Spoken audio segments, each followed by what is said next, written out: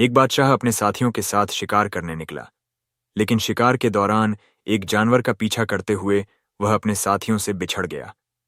जंगल गहरा और घना था, और हजार तलाश के बावजूद भी बादशाह को अपने साथी न मिले। बादशाह का घोड़ा बुरी तरह से थक चुका था, उसे सताने की जरूरत थी। आखिर एक जगह तो वह घोड़ा रुक गया, शायद वह बहुत ज्यादा थक चुका था। अब बादशाह घोड़े से उतरकर नीचे आ गया और घोड़े की रस्सी को एक दरख्त से बांध दिया। घोड़ा सामने नजर आने वाली झाड़ियों को खाने लगा, लेकिन वह रह रहकर हिन हिना रहा था, जैसे उसे प्यास लगी है। प्यास तो बादशाह को भी महसूस हो रही थी। बादशाह ने सोचा कि उन्हें आगे बढ़कर पानी तलाश करना चाहिए। उन्होंने घोड़े की पुश्त पर प्यार से हाथ फेरा और उससे कहने लगे, मैं जल्द ही वापस आ जाऊंगा। अपने और तुम्हारे लिए पानी का बंदोबस्त करना अब जरूरी है, इसलिए मुझे थोड़ी देर के लिए इजाजत दो। मेरे दोस्त इसके बाद बादशाह एक जानिब को चल दिए। यहाँ जंगल बेहद घना था। बादशाह के हाथ में झाड़ियों को काटने के लिए एक औजार मौजूद था। बादशाह अपनी सोच में गुम आगे बढ़ रहे थे। अचानक उनके कानों में एक दिल खराश चीख की आवाज पड़ी। बादशाह चौंक गए, क्योंकि चीख की आवाज इतनी ऊंची थी कि दरख्तों से कई परिंदे उड़ गए। बादशाह ने अपने दाएं बाएं देखा, लेकिन उन्हें दूर दूर तक कोई भी नजर नहीं आया। अचानक उन्हें फिर से वही चीख सुनाई दी। ये चीख की आवाज किसी लड़की की थी। यकीनन कोई मुसीबत ज्यादा लड़की आसपास ही मौजूद थी। वह मदद के लिए पुकार रही थी। बादशाह बेचैन हो गए। ये कौन लड़की थी जो जंगल के बीचों बीच मजबूर थी, और वह जिस तरह चिल्ला रही थी उससे अंदाजा होता था कि वह किसी बहुत बड़ी मुसीबत में फंसी है। चीख की आवाज से बादशाह ने रास्ते का अंदाजा लगाया और तेजी से उस तरफ बढ़ने लगे जिधर से आवाज आ रही थी। बादशाह आवाज का पीछा करते करते एक खुली जगह पर निकल आए। यहां सामने एक बड़ी सी झील थी, यानी बहुत बड़ा तालाब था। उस झील यानी बड़े तालाब में नजर आने वाला मंजर बेहद दर्दनाक था। उस बड़े तालाब के बीचों बीच में एक नौजवान लड़की खुद को बचाने के लिए हाथ पांव मार रही थी। जिस तरह से वह पानी से बाहर आने की कोशिश कर रही थी, ऐसा लग रहा था जैसे उस लड़की को तैरना नहीं आता। उसने बादशाह को देख लिया था और अब मदद के लिए मुसलसल चीख रही थी।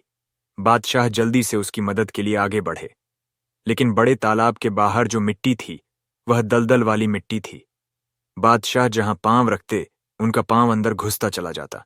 मिट्टी मुलायम थी और उसमें दलदल था। अब तालाब के अंदर लड़की डूब रही थी और बादशाह को झील में जाने का रास्ता ही नहीं मिल रहा था।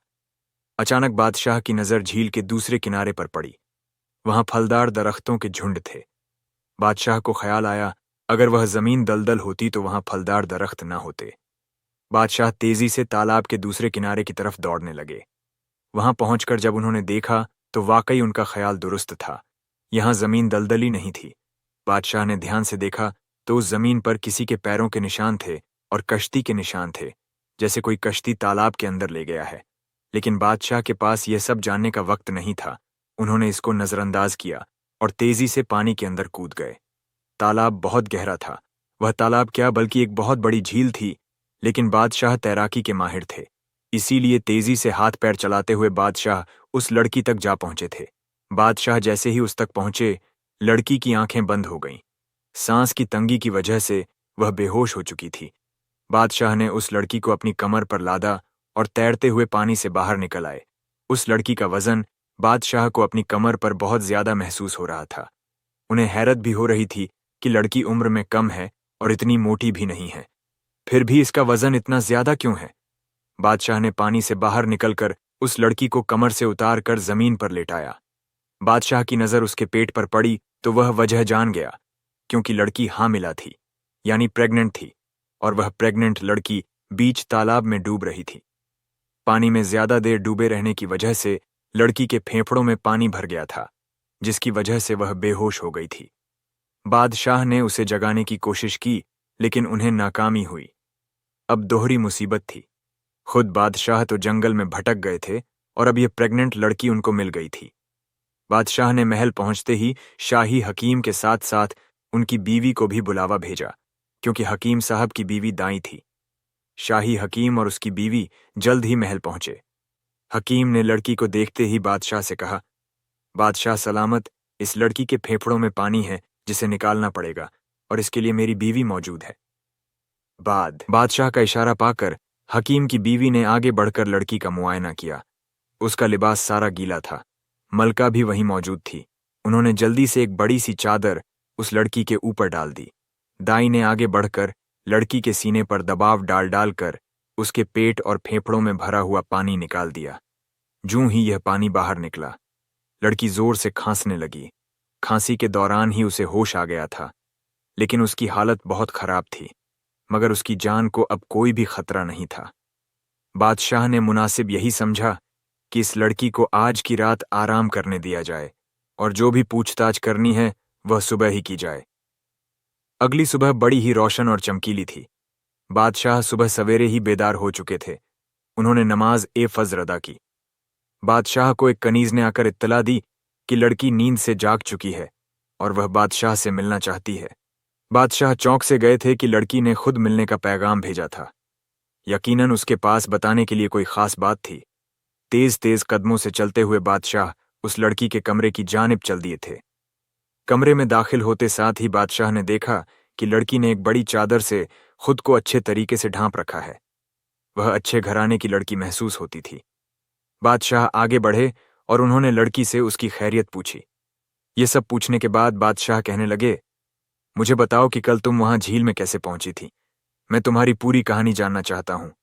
बादशाह की बात सुनते उस लड़की के चेहरे पर गहरी संजीदगी फैल गई, जैसे उसके अंदर कितने राज पोशीदा हैं। कुछ देर सोचते हुए वह लड़की अपनी उंगलियां मरोड़ती रही। आखिरकार उसने गहरी सांस ली और कहने लगी, मैं जानती थी कि आप इस बारे में सवाल जरूर करेंगे। खैर, मैं आपसे सब कुछ कह डालती हूं, फिर आप ही फैसला कीजिएगा। मेरी माँ मेरे बचपन में ही इंतकाल कर गई थी। बाप ने जैसे तैसे करके मुझे पाला। जूं ही मैं बालिग हुई, उसने एक शख्स के साथ मुझे ब्याह दिया। वह उम्र में मुझसे काफी बड़ा है, लेकिन मुझे उसकी उम्र या बूढ़ा होने से कोई मसला नहीं है। दर हकीकत वह बीवी का हाक अदा करने के लायक ही नहीं। शादी के अगले रोज ही मुझे अंदाजा हो गया कि मेरा शौहर नामर्द है। हमारी शादी को 4 साल बीत चुके थे। मैं जैसे तैसे उसके साथ गुजारा कर रही थी, लेकिन अब उसकी हरकतें नाकाबिले बर्दाश्त हो चुकी थीं। मैं अपनी जिंदगी में इतनी घुटन का शिकार थी कि जी चाहता मर जाऊं। बादशाह के चेहरे पर बेयकीनी थी, क्योंकि वह कह रही थी कि उसका शौहर नामर्द है, लेकिन फिर वह प्रेग्नेंट कैसे हुई? आखिर ये कैसे हो सकता था? बादशाह ने जब उससे यह बात कही तो वह औरत कहने लगी, ए बादशाह, आपको कैसा लगेगा अगर मैं आपको बताऊं कि मेरी कोख में मौजूद यह बच्चा मेरे शौहर का नहीं, बल्कि यह तो किसी इंसान का भी नहीं है। यह सुनकर बादशाह के चेहरे पर नागवारी आ गई। यह उस लड़की ने देख लिया। वह लड़की कहने लगी, बादशाह सलामत, मेरा शौहर एक आमिल है। वह काला इल्म करता है और वह मुझसे बेहद मोहब्बत भी करता है और मुझे छोड़ना भी नहीं चाहता, लेकिन मुझे बच्चे की बेहद ख्वाहिश थी और मैं उसका इजहार भी करती थी। मेरे शौहर ने कई जिन्नात को अपने कब्जे में कर रखा है। उसने ऐसे ही एक जिन्न को मुझ पर मुसल्लत कर डाला और एक रोज उस जिन्न ने मेरे साथ वह ताल्लुक बना डाला जो मेरे शौहर का मेरे साथ होना चाहिए था। और यह सिर्फ एक रोज की कहानी नहीं, बल्कि रोज रोज यही होने लगा। मैं कुछ महसूस करती जैसे एक साया मेरे साथ गलत काम कर रहा है, लेकिन मैं समझ ना पाती कि आखिर क्या हो रहा है। आखिर एक रोज जब मुझे अंदाजा हुआ कि मैं हामिला हूं तो मेरी हैरत की इंतहा न रही। जब मैंने अपने शौहर से यह बात कही तो उसने मुझे बताया कि उसने मुझ पर एक ऐसा जिन्न मुसल्लत किया है जिसने मुझे हामिला किया है, ताकि मेरे बच्चे की ख्वाहिश पूरी हो जाए और मैं उसे छोड़कर ना जाऊं। इतना कहकर यह लड़की रोने लगी। अब यह इतनी झूठी कहानी थी कि यकीन करना नामुमकिन था। फिर बादशाह ने उससे आगे का सवाल पूछा कि तुम उस बड़े से तालाब के बीचों बीच में कैसे पहुंच गई? लड़की बुरी तरह से सटपटा गई। कहने लगी, बादशाह सलामत, मैं नहीं जानती कि मैं किस तरह पहुंची थी। मैं अपने हवास में ही नहीं थी। शायद यह उसी जिन्न ने किया होगा। बादशाह उठ खड़े हुए और लड़की से बोले, तुम्हारी दास्तान अजीब है, लेकिन अगर तुम सच कह रही हो कि तुम्हारा शौहर काले जादू का माहिर है, तो तुम यह भी जानती होगी कि इस्लाम में काला जादू करना गुनाह है। अब उस गुनहगार को गिरफ्तार करना जरूरी है और तुम बच्चे की पैदाइश तक इसी महल में रहो। इसके बाद तुम्हारे मुतालिक कोई फैसला किया जाएगा। यह कहकर बादशाह चले गए, लेकिन उसके पास से आने के बाद बादशाह अपने कुछ जरूरी कामों में लग गए और इस बात को कुछ दिन गुजर गए और उन्हें उस लड़की का ध्यान। एक मर्तबा बादशाह अकेले महल में बैठे थे कि उनको कोई आहट सुनाई दी। बादशाह ने आहट पर गर्दन घुमाकर पीछे देखा तो एक कनीज नजरें झुकाए खड़ी थी। बादशाह को हैरत हुई। कनीज आमतौर पर अपनी शिकायत या मसले मल्लिका को बताया करती थी। बादशाह ने उस कनीज को खामोश खड़े देखा तो उसे हाथ के इशारे से अपने सामने आने के लिए कहा और कहा, एक कनीज, कहो क्या बात है? तुम क्या मसला लेकर हमारे सामने आई हो? यकीनन कोई खास ही बात है जो तुम मुझसे कहना चाहती हो।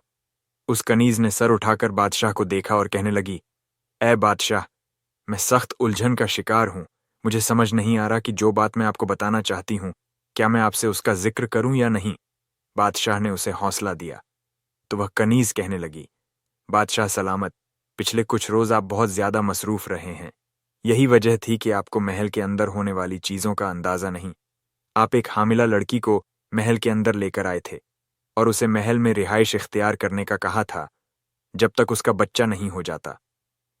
बादशाह को एकदम वह हामिला लड़की याद आई जो उन्हें जंगल में झील में डूबती हुई मिली, और उसके साथ ही बादशाह को उसका वह आमिल शौहर भी याद आ गया और उस लड़की की अजीब कहानी थी।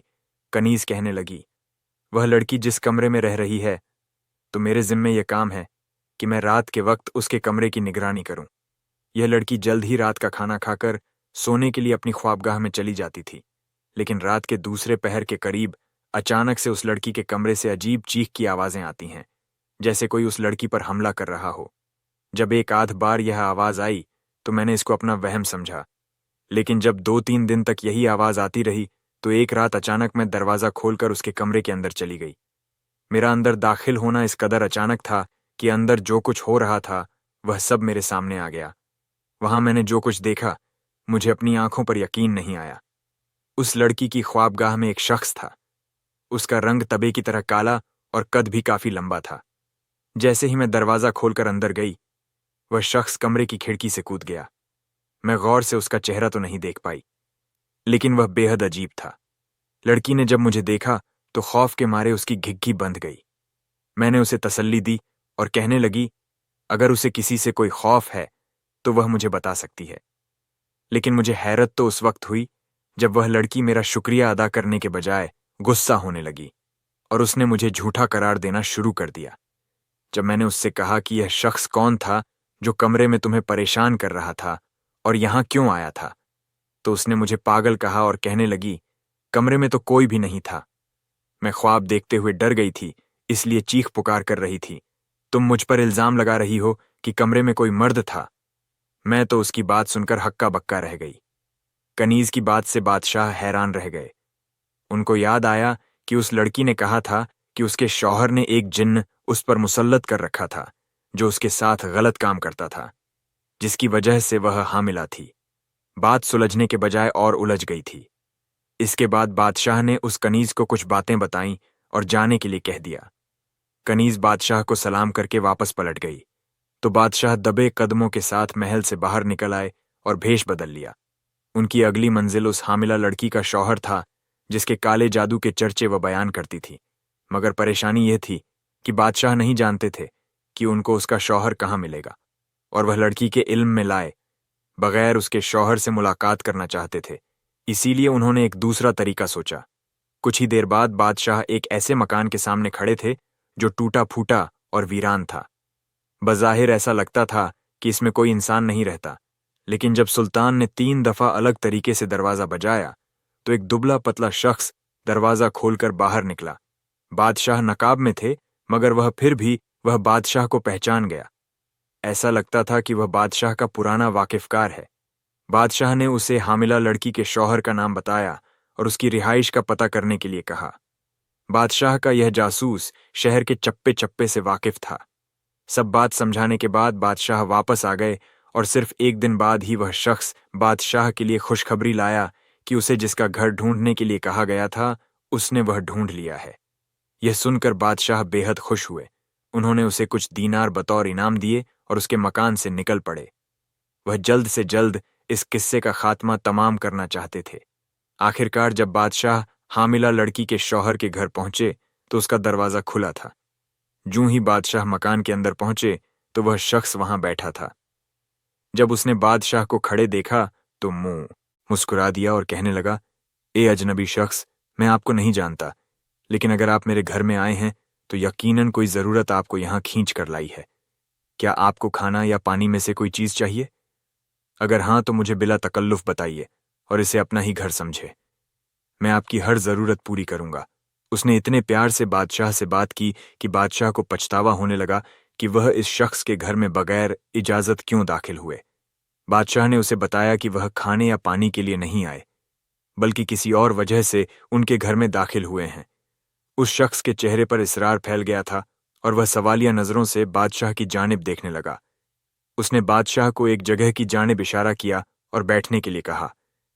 बादशाह उसकी मेहमान नवाजी से बेहद मुतासिर हुए थे। बादशाह के बेहद मना करने के बावजूद वो उनके लिए ठंडा मशरूम ले आया था। अब बादशाह सोच रहे थे कि वह उस शख्स से किस तरीके से राज उलवाएं। बादशाह ने उसे मुखातिब किया और कहने लगे, ऐ शख्स, मैं बहुत मुश्किल का शिकार हूं। मैं बहुत दूर दराज से आपसे मिलने के लिए आया हूं। मुझे किसी ने आपके बारे में बताया था। मेरी शादी के 15 साल के बाद भी मैं बेऔलाद हूं और इसकी वजह यह है कि मैं मर्दाना कमजोरी का शिकार हूं। मेरा मर्दाना बांझपन मेरे बेऔलाद होने के रास्ते में रुकावट है, मगर मैं चाहते हुए भी अपनी यह कमजोरी दूर नहीं कर सकता। मैंने कई दवाएं इस्तेमाल की हैं, हर हकीम के पास जा चुका हूं, मगर कोई भी फायदा नहीं। अब तो मेरी बीवी मुझसे बदजन होने लगी है। उसे औलाद की शदीद ख्वाहिश है। मुझे किसी ने आपके बारे में बताया था कि आप कुछ खास अमल जानते हैं। मैं आपसे पूछना चाहता हूं, क्या आप मेरी मदद करेंगे? और वह कौन से अमल है जिनकी मदद से आप मेरी मर्दाना बांझपन की बीमारी को दूर करेंगे? क्योंकि मैं जल्द से जल्द औलाद हासिल करना चाहता हूं।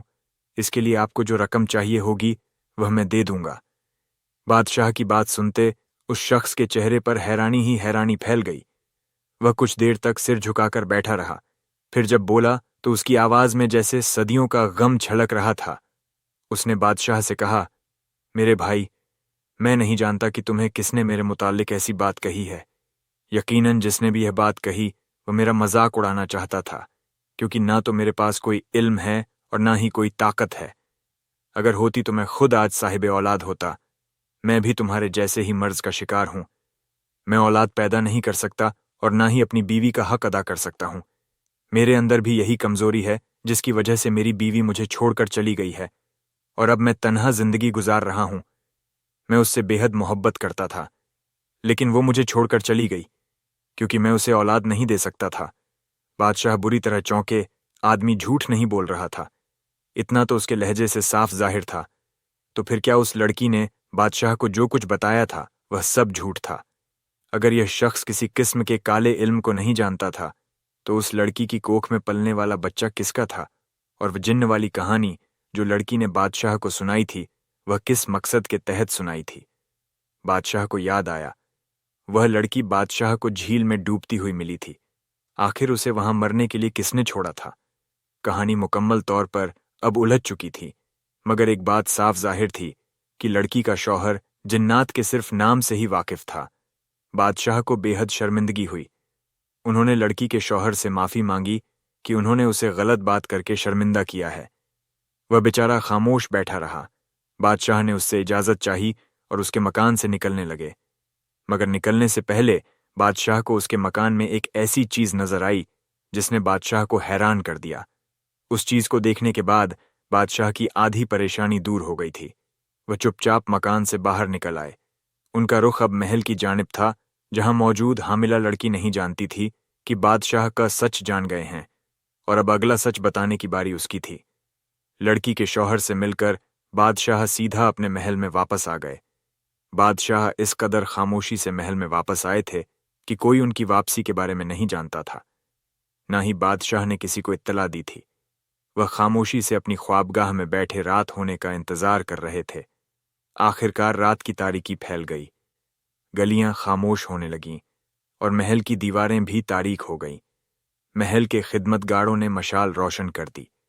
धीरे धीरे रात का वक्त गुजरने लगा। जैसे ही उन्हें अंदाजा हुआ कि अब महल के तमाम अफराद सो चुके हैं, तो वह अपनी ख्वाबगाह से निकले और उस लड़की के कमरे के सामने जा खड़े हुए। उन्होंने एक पर्दे की ओट में खुद को अच्छी तरह से छुपा लिया था। जरा सी देर के बाद मामूली सी आहट कोई खिड़की से अंदर कूदा हो। बादशाह को उसी लम्हे का इंतजार था। लड़की के कमरे के अंदर से आदमी की आवाजें बुलंद होने लगी थीं। कुछ देर बादशाह ने इंतजार किया और फिर एक झटके से लड़की के कमरे का दरवाजा खोलकर अंदर दाखिल हो गए। अंदर का मंजर उनके होश उड़ा देने के लिए काफी था। कमरे के अंदर हामिला लड़की अपने बिस्तर पर बैठी थी। उसकी नजर जूं ही बादशाह पर पड़ी, उसका रंग उड़ गया। वह नहीं जानती थी कि बादशाह बागियों को पकड़कर महल में वापस आ चुके हैं, क्योंकि बादशाह महल से यही कहकर निकले थे कि वह बागियों को पकड़ने जा रहे हैं, और वह लड़की तो यह भी नहीं जानती थी कि बादशाह उसके शौहर से भी मिल चुके हैं। उसके बिस्तर के दाएं जानिब एक आदमी था, जो लंबा चौड़ा काला आदमी था। उसका रंग गहरा सियाह था, मगर उसके नैन नक्श बला की कशिश वाले थे। उन्हीं आंखों से वह बादशाह को देख रहा था। वह इस कदर निडर लग रहा था कि उसने किसी किस्म की घबराहट का मुजाहिरा नहीं किया। हामिला लड़की बुरी तरह से घबरा गई थी, क्योंकि बादशाह ने उसको कमरे में एक नामहरम शख्स के साथ पकड़ लिया था। खुद बादशाह एक लम्हे के लिए हैरान रह गए थे। हामिला लड़की जिस कदर खौफजदा नजर आ रही थी, हबशी नौजवान उसी कदर पुरसुकून। बादशाह खुद को संभाल कर उस लम्हे के असर से निकले। कैज़ों गजब ने उनको अपनी लपेट में लेना शुरू कर दिया और उनका खून खोलने लगा था। उनके महल के अंदर यह लड़की, जिसे उन्होंने तरस खाकर अपने पास पनाह दी थी, अपने आशना के साथ ताल्लुकात बना रही थी। न जाने यह लड़की किस किरदार की हामिल थी, और इसका शौहर, जो कि नामर्द था और औलाद पैदा करने के लायक ही नहीं था, इसके बावजूद भी यह लड़की हामिला थी। आखिर इस बच्चे का बाप कौन था, और उस वक्त कमरे में नजर आने वाला शख्स लड़की का क्या लगता था? बादशाह ने आगे बढ़कर उस लड़की की आंखों में आंखें डालकर पूछा, ऐ लड़की, मुझे देखकर तुम घबरा क्यों गई? जिस गुनाह में तुम मुलव्विस हो, उसके बाद तो इंसान में शर्मो हया ही खत्म हो जाती है। फिर तुम्हें किस चीज की शर्म आई जो तुम्हारे चेहरे पर यह खौफ की परछाई नजर आ रही है? तुम्हारे बकौल तुम्हारे शौहर ने तुम पर एक जिन्न मुसल्लत कर रखा है, जिसने तुम्हें हामिला किया है। मगर मुझे तो कहानी कुछ और ही नजर आ रही है। यहां तुम्हारे कमरे में तुम्हारे साथ कोई जिन्न नहीं, बल्कि एक इंसान मौजूद है। ये शख्स जो इस वक्त तुम्हारे कमरे में मौजूद है, आखिर कौन है और यहां तक कैसे आया है? इसका तुम्हारे साथ क्या रिश्ता है? मुझे इन सारे सवालात के जवाब अभी दो, वरना मैं अपने सिपाही को बुलाकर दोनों का सर कलम कर दूंगा। बादशाह की धमकी में इस कदर असर था कि लड़की खौफ के मारे रोने लगी, और होना तो यह चाहिए था कि वह काला नौजवान घबराकर भागने की कोशिश करता, लेकिन वह पुरसुकून होकर बिस्तर के किनारे बैठ गया और बादशाह की तरफ देखने लगा, जैसे इंतजार कर रहा हो कि बादशाह उसे मुखातिब करके कब बात करेंगे। बादशाह को उस लड़के की इस हरकत पर थोड़ी सी हैरत हुई, और उन्होंने दिल में ही तस्लीम कर लिया कि वह बहादुर तो है। इसलिए बादशाह ने बेहतर यही समझा कि वह उसी नौजवान से बात करे। जब बादशाह ने उस नौजवान से पूछा कि वह इस लड़की का क्या लगता है और रात के इस पहर महल की दीवारें फांद कर अंदर क्यों आया है, तो लड़के ने कहा, ए बादशाह, आपकी तमाम बातें बिल्कुल दुरुस्त हैं। मैं रात के इस पहर आपके सिपाहियों को चकमा देकर महल की दीवार फांद कर अंदर आया हूं, सिर्फ और सिर्फ इस लड़की से मिलने की खातिर। अभी लड़के ने अपनी बात मुकम्मल की ही नहीं थी कि अचानक से लड़की ने एक चीख मारी और दर्दनाक अंदाज में बिस्तर पर लौटने लगी। उसने दोनों हाथों से अपने पेट को पकड़ रखा था। बादशाह और हबशी जवान दोनों ने ही घबराकर उसकी जानिब देखा। लड़की ने दर्द से चिल्लाते हुए बादशाह को मुखातिब किया और कहने लगी, हकीम की बीवी को बुलाओ, मेरा वक्त करीब है। यह कहते हुए फिर से दर्द से चिल्लाने लगी। उसके चीखने की आवाजें सुनकर निगरानी पर मुकर्रर कनीज भी दौड़ी चली आई। जूं ही वह कमरे में आई, उसने बादशाह उस नौजवान को देखा, और जब उसने लड़की की हाल देखी तो दंग रह गई। बादशाह ने पीछे मुड़कर उसे हुक्म दिया कि जल्दी करो और हकीम की बीवी को बुलाओ, साथ में मल्लिका को भी जगा कर ले आओ। जल्दी करो, इस लड़की की हालत खराब है। बादशाह के हुक्म पर कनीज उल्टे कदमों वापस दौड़ गई, और जब वह वापस आई तो उसके साथ बादशाह की बीवी और मल्लिका भी नींद से आंखें मसलते हुए दौड़ी चली आ रही थीं। बादशाह और हबशी नौजवान कमरे से बाहर आए। मल्लिका भी कमरे के अंदर चली गई। हकीम की बीवी, जो कि काबिल दाई थी, वह भी मल्लिका के साथ कमरे में चली गई। शोर की आवाज सुनकर वजीर भी आन पहुंचा था। वह बादशाह का काबिल भरोसेमंद था, इसलिए बादशाह ने उसे हुक्म दिया कि हबशी नौजवान को गिरफ्तार कर ली, ताकि जब तक लड़की की हालत बेहतर नहीं होती यह नौजवान भाग कर कहीं न जाए। नौजवान ने जब बादशाह की बात सुनी तो मुस्कुराकर कहने लगा, बादशाह, मैं भाग कर जाने वाला नहीं हूं। आप जितना चाहे मर्जी वक्त ले लें, उसके बाद आप मुझसे जो पूछेंगे मैं आपको बता दूंगा। वजीर उस हबशी नौजवान को अपने साथ लेकर चला गया। बादशाह बेताबी से उस लड़की के कमरे के बाहर टहलने लगे। उन्हें शिद्दत से इंतजार था कि कब हकीम की बीवी उन्हें हैरत की इत्तला देती है, क्योंकि अंदर एक नहीं 2 जानों की जिंदगी का सवाल था। लड़की का जुर्म अपनी जगह, लेकिन उसकी जान इस वक्त मुश्किल में थी। बहुत देर के बाद हकीम की बीवी कमरे से बाहर निकली। उसके चेहरे पर अजीब सा तासुर था। बादशाह ने दिल ही दिल में दुआ की कि कोई अच्छी खबर सुनाई जाए। दाई ने बादशाह को मुखातिब किया और कहने लगी, ए बादशाह, लड़की के यहाँ एक बेटे की विलादत हुई है। बात तो खुशी की है, मगर इससे ज्यादा मैं आपको कुछ नहीं कह सकती। लड़की खैरियत से है, होश में है और बातचीत भी कर सकती है। अगर आप बच्चे को देखना चाहे तो अंदर जाकर देख सकते हैं। मुझे यकीन है उसे देखने के बाद आपको आपके तमाम सवालों के जवाब मिल जाएंगे। दाई की बात अजीब थी। बादशाह को किसी अनहोनी का एहसास हुआ। उन्होंने हकीम की बीवी का शुक्रिया अदा किया, जिसने आधी रात के वक्त भी बुलाए जाने पर इनकार नहीं किया। जब हकीम की बीवी चली गई तो बादशाह कमरे के अंदर दाखिल हुए। बादशाह की बीवी अंदर लड़की के पास मौजूद थी। लड़की की आंखें बंद थीं। मालूम होता था कि वह जाग रही है। मल्लिका के हाथ में एक नन्हा सा बच्चा था जो सफेद रंग के कपड़े में लिपटा हुआ था। बादशाह ने आगे बढ़कर मल्लिका से वह बच्चा ले लिया, और जब बादशाह ने उसके चेहरे पर नजर डाली तो एक लम्हे में ही सारी सच्चाई जान गए। बच्चा सेहतमंद और खूबसूरत था, लेकिन उसका रंग बिल्कुल स्याह था, यानी काला था, और उसके नैन नक्श यानी आंखें बिल्कुल उस काले नौजवान के जैसे थीं जो बादशाह को कुछ देर पहले मिला था। फैसला हो चुका था कि लड़की ने पहली मुलाकात में बादशाह को जो कहानी सुनाई वह सारी झूठी थी। ना तो कोई जिन्नात और ना ही उसका शौहर आमिल था, बल्कि उसकी कोख में पलने वाला बच्चा उसके आशना का था, जिसे बादशाह ने उसके कमरे में देख लिया था। बादशाह ने बच्चे को वापस दे दिया और मलिका को हिदायत की कि लड़की और इस बच्चे का ख्याल रखा जाए। जब वह दोनों सेहतयाब हो जाएंगे तो इन दोनों का फैसला कर दिया जाएगा। बादशाह थके थके कदमों से अपनी ख्वाबगाह की जानिब चल दिए। उन्हें अपने दिल पर पत्थर रखकर अब सख्त फैसला करना था। चंद रोज के बाद जब लड़की सेहतमंद हो गई तो बादशाह ने उसे अपने दरबार में बुला लिया और वजीर को हुक्म दिया कि वह हबशी नौजवान को भी बुलाकर दरबार में ले आए। बादशाह उन दोनों से एक आखिरी बात करना चाहते थे। लड़की बेताबी से अपनी उंगलियां मरोड़ रही थीं और परेशान थी कि बादशाह उससे क्या पूछेंगे। बादशाह ने सख्त लहजे में उसे मुखातिब किया और कहने लगी, पहली दफा में तुमने मुझे जो कुछ बताया था वह सब झूठ था। अब मैं चाहता हूं कि तुम मुझे सब कुछ सच सच बता दो। लड़की बिना रुके बोलने लगी और कहने लगी, ए बादशाह, ये बात सच है कि मेरा शौहर कोई आमिल नहीं है और ना ही वह काला इल्म जानता है, लेकिन वो नामर्द था और उसने मुझे हमेशा तकलीफ ही दी। मुझे औलाद की खुशी थी, लेकिन वह औलाद पैदा करने के लायक ही नहीं था, बल्कि वह कोई रिश्ता निभाने के लायक ना था। मेरे बाप ने जबरदस्ती मेरी उसके साथ शादी की थी। कुछ साल इंतजार के बाद आखिर मैंने उससे कहा कि वह मुझे आज़ाद कर दे, ताकि मैं किसी ऐसे मर्द से शादी कर सकूं जो मुझे औलाद की खुशी दे सके। लेकिन वह इस कदर लालची था कि उसने मुझे तलाक नहीं दी। तभी मेरी मुलाकात इस शख्स से हुई। चंद ही मुलाकातों के बाद हम एक दूसरे को पसंद करने लगे। हम जंगल में मुलाकात किया करते थे, वही जंगल जिसकी एक झील में आपने मुझे डूबते हुए बचाया था। शायद आपको लग रहा हो कि मेरा बच्चा किसी गुनाह की सजा है, तो ऐसा बिल्कुल नहीं है।